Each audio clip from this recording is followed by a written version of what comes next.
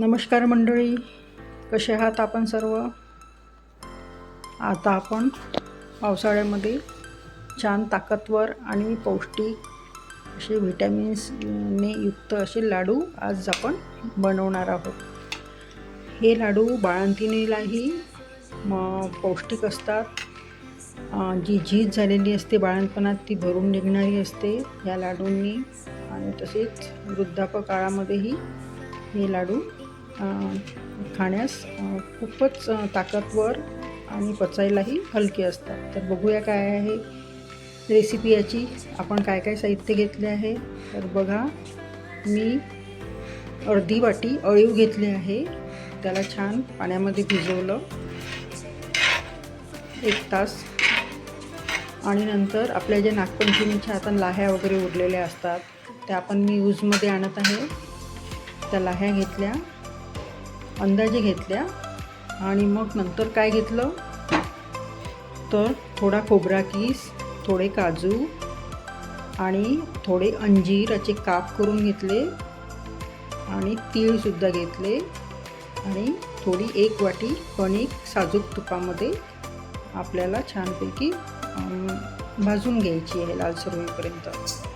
तर बघा, आता हे सर्व साहित्य आपल्याला काय करायचं आहे, लालसर होईपर्यंत भाजून घ्यायचं आहे कढईमध्ये छानपैकी. आणि मग त्याला आपण मिक्सीमध्ये बारीक करायचं. आणि अळीव जे असतात ते कसे चिकट असतात, म्हणून मग अळीवाला काय करायचं तर थोडं जास्ती भिजू द्यायचं. आणि भिजू दिल्यानंतर मग थोड्याशा तुपामध्ये त्याला आपण काय करायचं, त्याचं सर्व पाणी काढून कढईमध्ये त्याला आपण हलक्या हाताने परतायचं 10 मिनिटपर्यंत. तर बघा आता रेसिपी. हे सगळं साहित्य मी आता छानपैकी गरम असं भाजून घेतलेलं आहे, जेणेकरून ते कडक होईल लाह्या वगैरे, आणि टिकायलाही हे लाडू मग मदत करतात. बघा आता छान आपलं असं तपकिरी असं कलर आलेला आहे आपल्या गव्हाच्या पिठाला.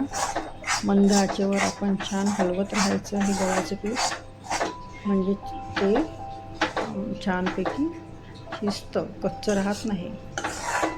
याची काळजी घ्यावी लागेल, कारण मग जर आपण घाई केली आणि तसंच मग ते पटापट करायला गेलो तर मग थोडं अपचन पण होऊ शकते. म्हणून ह्या सर्व गोष्टी बारीक लक्षात ठेवायच्या. आणि हे जे आता लाह्याचं पीठ आपण घेतलेलं आहे ते पण आता छानपैकी मिक्स करून घेऊया ह्या सर्व जिन्नसांमध्ये.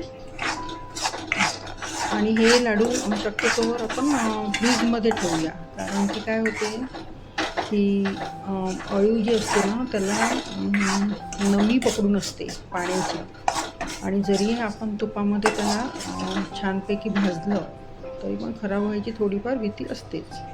म्हणून आपण जर फ्रीजमध्ये ठेवले हे लाडू तर 7-8 दिवस किंवा 10 दिवस आरामात टिकतात,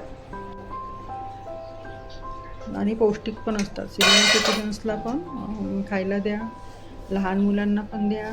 याची चव बिलकुलही कडू लागणार नाही आपल्याला.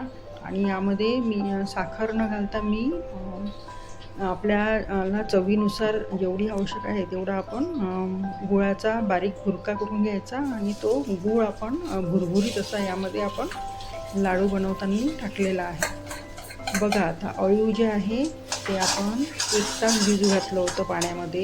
त्याचं पाणी निथळून घ्यायचं चहागाळणीमधून, आणि ते निथळलेले जे अळीव आहे ते 1 चमचा तुपामध्ये छानपैकी मंद आचेवर असं 10 ते 15 मिनिटपर्यंत होऊ द्यायचं. पण खालून त्याला बिलकुल लागता कामा नये, म्हणून हलवत राहायचं. तर ते काय होतील की कडू लागणार नाही मग हे अळीव. आणि हे 12ही महिने आपण खाऊ शकतो. हे लाडू पौष्टिक असतात, आणि स्त्रियांमध्ये तर आयर्न कॅल्शियमची आवश्यकता असतेच. तर टॅब्लेट्स वगैरे खाण्यापेक्षा हा चांगला पर्याय आहे की आपण नॅचरल मेडिसिन्स म्हणून हे लाडू करून ठेवूया, आणि जेव्हाही आवश्यकता आहे तेव्हा सकाळी आपण नाश्त्यासोबत की खायला पाहिजे हा लाडू. आता अशा प्रकारे आपलं हे सर्व साहित्य तयार झालेलं आहे लाडू बांधण्याकरिता. यामध्ये आपण गूळ पण मिक्स करून घेतला आणि एका छोट्या वाटीमध्ये आपण दूध घेऊन घेतलेलं आहे. कारण की याला आपण छान मिक्स करायचं. मिक्स केल्यानंतरही ते आपल्याला कोरडंच वाटतं. मग लाडू कसे बांधणार?